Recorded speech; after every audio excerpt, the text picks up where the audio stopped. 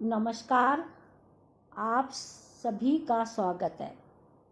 मैं डॉक्टर सुमित्रा यादव, सह आचार्य, श्री कल्याण राजकीय कन्या महाविद्यालय सीकर।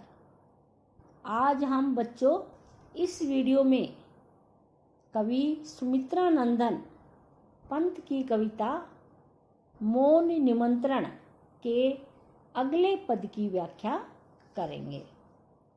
इन पंक्तियों में संध्या काल के माध्यम से रहस्यवादी भावनाओं की अभिव्यक्ति की है। कवि ने स्वप्न लोक को छाया जग माना है, क्योंकि जिस प्रकार छाया का कोई अस्तित्व नहीं होता, उसी प्रकार सपनों का भी कोई सार्थक अस्तित्व नहीं होता। कवि कहता है कि सारे व्यक्ति दिन भर कार्य करते करते इतने थक जाते हैं कि संध्या तक उनको नींद आ जाती है,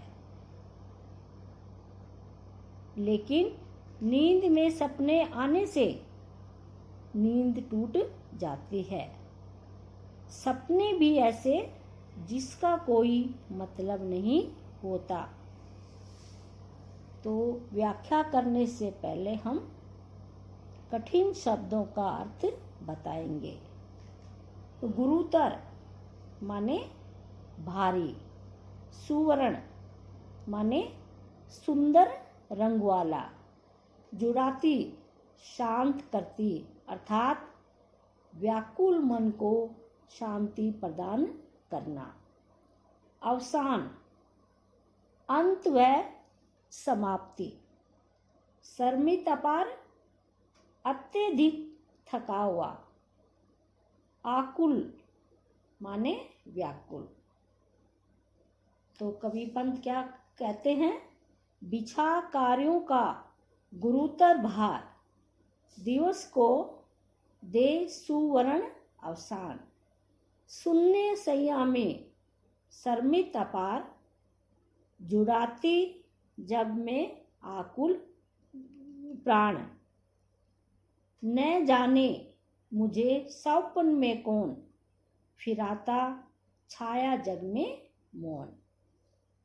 तो कवि पंत कहते हैं, बिछा कार्यों का गुरुतर भार, दिवस को दे सुवर्ण अवसान। क्या कहता है पंत जी?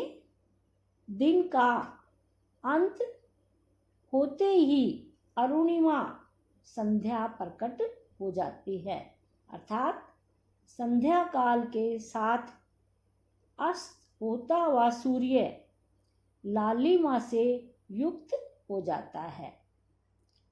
दिन भर बहुत काम होता है, अत्यधिक काम करते हुए व्यक्ति थक सा जाता है। फिर आगे क्या कहते हैं? सुनने सैया में शर्मित अपार, जुड़ाता जब मैं आकुल प्राण।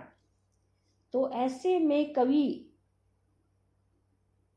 दिन भर के बोझ से मुक्ति प्राप्त करके थकित होकर, यानी थकान से बहुत बोझिल होकर सुन्नी सैया पर वो लेट जाता है और गहरी नींद में सो जाता है। तो कभी आगे कहते हैं कि न जाने मुझे स्वप्न में कौन, फिराता छाया जग में मौन।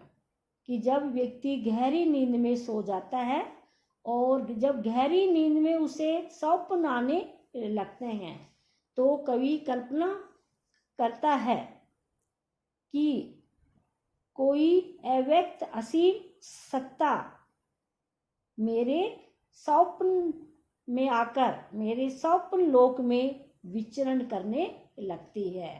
वो जो असीम सत्ता है उसके बारे में मैं नहीं जानता, इसलिए फिराता छाया जग में मौन।